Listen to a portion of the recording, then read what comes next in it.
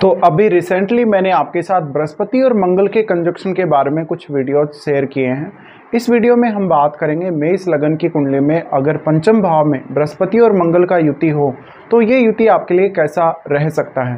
आपके चार्ट में ये युति सिंह राशि में बनेगा जहां दोनों ही ग्रहों के लिए ये मित्र राशि है। ऐसे में निश्चित रूप से ये दोनों ही ग्रह यहाँ बहुत अच्छा परफॉर्म करेंगे। अगर यहाँ मंगल वक्री हो जाते हैं तो मंगल थोड़े ज़्यादा आक्रामक हो जाएंगे। अगर यहाँ बृहस्पति वक्री हो जाते हैं तो वक्री होने के केस में बृहस्पति के उतने अधिक शुभ परिणाम आपको नहीं देखने को मिलेंगे। कुछ न कुछ बृहस्पति के परिणामों में आपको कमी अवश्य ही देखने को मिलेगी। अब यहाँ आपको सूर्य को देखना बहुत ज़्यादा अहम है, आपका सूर्य कितना ज़्यादा स्ट्रॉन्ग है चार्ट में। और क्योंकि सूर्य इन दोनों का ही मित्र है इसलिए सूर्य की प्लेसमेंट बहुत ज़्यादा मैटर करती है। इन दोनों ग्रहों के पंचम भाव में स्थित होने से आपकी डिसीजन लेने की क्षमता बहुत ज़्यादा एक्सट्रीम होगी। काफ़ी तेज़ी से सोचने समझने एनालिसिस करने की आपकी क्षमता होगी। तो इससे आपको पढ़ाई में मदद मिलेगी। अपने शुरुआत से ही आप काफ़ी ज़्यादा होनहार होंगे और आपका माइंड हमेशा नॉलेज का भूखा रहेगा। आप कितना भी पढ़ लें, कितना भी कुछ भी सीख लें, इसके बावजूद भी आपको ऐसा लगेगा जैसे आपने बहुत कुछ अधूरा छोड़ा है या सीखा नहीं आपने कुछ ज़्यादा। तो यहाँ पे क्योंकि मंगल जो है वो बृहस्पति को बार बार फोर्स करेंगे और मंगल बहुत ज़्यादा यहाँ कंफर्टेबल स्थिति में, मंगल ही वो ग्रह है यहाँ पर बृहस्पति के साथ होने की वजह से जो आपको बार बार कुछ करने के लिए, कुछ सीखने के लिए, पढ़ने के लिए बार बार रेडी करेगा, आपको तैयार करेगा मंगल। अब मंगल आपके लग्नेश है, लग्नेश होकर जब मंगल यहाँ बैठे हैं तो निश्चित रूप से ही 5th हाउस पे आपका ज़्यादा फोकस रहना चाहिए पूरी लाइफ। यहाँ ये स्थिति की वजह से आपकी संतान भी बहुत ज़्यादा गुणवान होगी, आपके लिए संतान बहुत ज़्यादा सपोर्टिव होगी, लेकिन आप संतान के प्रति बहुत ही ज़्यादा ओवर केयरिंग होंगे। इससे कभी कभी संतान के साथ रिलेशंस को लेकर आपको प्रॉब्लम्स भी आ सकती हैं, जिससे कि संतान से थोड़े बहुत आपको मतभेद देखने को मिल सकते हैं। यहाँ पर इन दोनों ग्रहों का कंजक्शन है तो आपकी लव लाइफ काफ़ी ज़्यादा अच्छी हो सकती है। आप किसी को भी बहुत ही अच्छे से सपोर्ट कर सकते हैं लव के मैटर में। लेकिन यहाँ पर जितनी ज़्यादा आपकी किसी से भी एक्सपेक्टेशन होगी, चाहे वो आपकी लव लाइफ में है, चाहे संतान से है, चाहे जीवन साथी से है, तो वो आपके लिए उतना अच्छा वर्क यहाँ नहीं करेगी। अब ये कंडीशन में निश्चित रूप से ही आपको अपनी सोचने समझने का जो तरीका है, बात करने का तरीका या एनालिसिस करने का तरीका, उस पर ज़्यादा से ज़्यादा ध्यान देने की ज़रूरत है। आपको बहुत कुछ नया सीखने की ज़रूरत है लाइफ में और हमेशा सीखते रहने की ज़रूरत है, जिससे आप में हमेशा नयापन आता रहे, आपके विचारों में, आपकी सोच में हमेशा नयापन आता रहे। ये जातक हमेशा किसी भी प्रकार की स्थिति में अपने आप को एडजस्ट करने में बहुत ज़्यादा माहिर होंगे और इनका माइंड काफ़ी ज़्यादा तेज़ होने की वजह से इनको किसी भी प्रकार की आपातकालीन स्थिति में भी सही निर्णय लेना आसान हो जाएगा। इसलिए ये कंजक्शन आपके करियर में बहुत ही बड़ा रोल प्ले करेगा। इसके साथ साथ ये कंजक्शन मेनली आपकी आर्थिक स्थिति को बहुत ही ज़्यादा प्रभावित करेगा। यहाँ पर इन दोनों ग्रहों की युति है तो आप बहुत ही ज़्यादा कॉन्फिडेंट होंगे अगर आप कहीं भी इन्वेस्टमेंट करते हैं या कहीं भी अपना पैसा लगाते हैं। तो ऐसे जातक कुछ हद तक स्पेकुलेटिव जरूर हो सकते हैं। अगर यहाँ राहु या केतु का संबंध बन रहा है तो निश्चित रूप से ही ऐसी स्थिति बन सकती है। पर जब भी ये दोनों ग्रह पंचम भाव में हैं तो आपके लिए आध्यात्मिक ज्ञान या धार्मिक ज्ञान भी काफ़ी ज़्यादा जरूरी हो जाएगा। तो ये दोनों ही ग्रह आपको बहुत कुछ प्रोवाइड करेंगे पंचम भाव में होते हुए। अब यहाँ बृहस्पति आपके 9th लॉर्ड बनते हैं और आपके 12वें भाव के स्वामी बनते हैं और मंगल आपके लगन के और 8वें भाव के स्वामी बनते हैं। तो ऐसे में आपको गूढ़ ज्ञान बहुत ज़्यादा होगा, आपको आध्यात्म का नॉलेज या धार्मिक ज्ञान बहुत ज़्यादा होगा और आप काफ़ी ज़्यादा ज्ञानी व्यक्ति होंगे, विद्वान व्यक्ति होंगे, आपके ज्ञान की कोई भी सीमा नहीं होगी। ऐसे में आप ज़िंदगी में बहुत सारे नए अनुभव भी प्राप्त करते रहेंगे और हमेशा आप एक नया एक्सपेरिमेंट करते रहेंगे कहीं ना कहीं। तो ऐसी कंडीशन में आपको बहुत कुछ सीखने में मदद मिल सकेगी। आप जितना ज़्यादा अपने माइंड को एक्टिव रखेंगे उतना ही ज़्यादा आपकी कार्य क्षमता बढ़ेगी। अब इन दोनों ग्रहों का कंजक्शन अगर 5th हाउस में है तो आपके लिए कोई भी काम इम्पॉसिबल नहीं है। इम्पॉसिबल इसलिए नहीं है क्योंकि बृहस्पति रूपी ज्ञान आपके पास है, बृहस्पति रूपी सकारात्मकता आपके पास है। अब आपको ज़रूरत है कि जो मंगल बृहस्पति को फोर्स कर रहे हैं उस ज्ञान को आप सही दिशा में लगा सकें, अपनी एबिलिटी को आप सही दिशा में यूज कर सकें। अब मंगल यहाँ 8वें भाव के स्वामी होने की वजह से आपको बहुत ज़्यादा रिसर्च में या ऐसे कार्यों में रुचि दे सकते हैं। कुछ हद तक आपकी ये पॉसिबिलिटी है कि आप टेक्निकल कार्यों में भी बहुत ज़्यादा अच्छे हो सकते हैं या टेक्नोलॉजी के मामले में भी बहुत ज़्यादा आप कह सकते हैं कि आप एजुकेटेड हो सकते हैं या टेक्नोलॉजी के बारे में बहुत ज़्यादा इंटरेस्ट आपको होगा। यहाँ इन दोनों के कंजक्शन की वजह से धन प्राप्ति आपके लिए बहुत ज़्यादा आसान हो जाएगी, क्योंकि जितना ज़्यादा आप अपने नॉलेज का इस्तेमाल करेंगे उतना ज़्यादा ही आप धन के बारे में ज्ञान प्राप्त कर सकेंगे। आप अपने आर्थिक स्थिति को कैसे मैनेज कर सकते हैं, अपने इनकम सोर्सेज को कैसे मैनेज कर सकते हैं। यहाँ मंगल लग्नेश होने की वजह से मेनली आपका फोकस इस हाउस पे बहुत ज़्यादा रहने वाला है। तो यहाँ पे आपकी पूरी की पूरी जो एनर्जी है वो स्टोर हो रही है 5th हाउस में। 5th हाउस यहाँ पर आपकी मेंटलिटी को सबसे ज़्यादा प्रभावित करेगा। अब अगर किसी भी अन्य ग्रह का प्रभाव यहाँ है तो आपको मानसिक रूप से काफ़ी बार असंतुलन देखने को मिल सकता है, जहाँ पर आप बहुत ज़्यादा जल्दबाजी में आके या गुस्से में आके कोई फैसला करते हैं और वो फैसला बहुत ज़्यादा गलत भी जा सकता है। तो यहाँ थोड़ा सा रिस्क फिर भी रहेगा। अब यहाँ हम इनकी दृष्टियों की बात कर लेते हैं। सबसे पहले यहाँ मंगल की दृष्टियों के बारे में बात करेंगे। मंगल की सबसे पहले आपके 8वें भाव पे ही दृष्टि पड़ेगी। मंगल की दृष्टि 8वें भाव पर रहने की वजह से इस हाउस से संबंधित आप बहुत ज़्यादा तेज़ी से डिसीजन ले सकेंगे।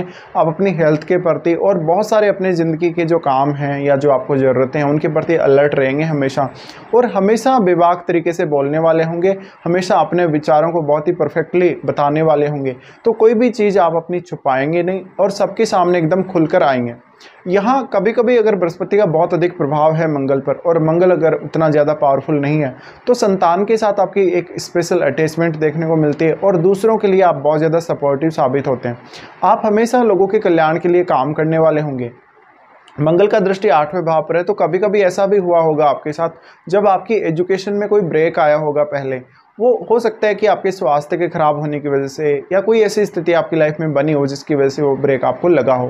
लेकिन निश्चित रूप से ही ये कंजक्शन आपको काफ़ी कुछ सीखने में मदद करेगा। तो स्टडीज़ में आप बहुत ज़्यादा अच्छे हो सकते हैं। बस आपको ज़रूरत इस बात की है कि आप इस जो एनर्जी जो आपको मिल रही है दोनों ग्रहों की उसको सही दिशा में लगाएं। बस यहाँ पर अब मंगल का दृष्टि 8वें भाव पर है तो मंगल कहीं ना कहीं आपको कुछ ना कुछ नया करने के लिए उकसाएगा।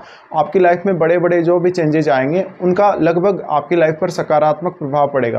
कभी कभी आप अपने काम के बोझ की वजह से थोड़ा मानसिक तनाव का भी शिकार हो जाएंगे, लेकिन उसको आप आसानी से एडजस्ट कर लेंगे। इसके अलावा ऐसे जातकों के लिए आपातकालीन स्थितियों में रियल टेस्ट होता है। ये हमेशा आपातकालीन स्थितियों में भी सामान्य बने रहेंगे। बस आपको अपनी मंगल की एनर्जी को कंट्रोल करना सीखना पड़ेगा। इसके लिए आप जितना ज़्यादा आपातकालीन स्थितियों से गुजरेंगे उतना ही ज़्यादा परफेक्ट बनते जाएंगे हर काम में। तो यहाँ मंगल का उसके बाद एस्पेक्ट आपके 11वें भाव पे रहता है, जहाँ मंगल आपको आपके नेटवर्क को बढ़ाने में मदद करता है। आपको किसी भी प्रकार के बिजनेस में बहुत ज़्यादा मदद करता है। अगर आप बिजनेस करते हैं तो बिजनेस में बहुत अच्छी ग्रोथ हो सकती है।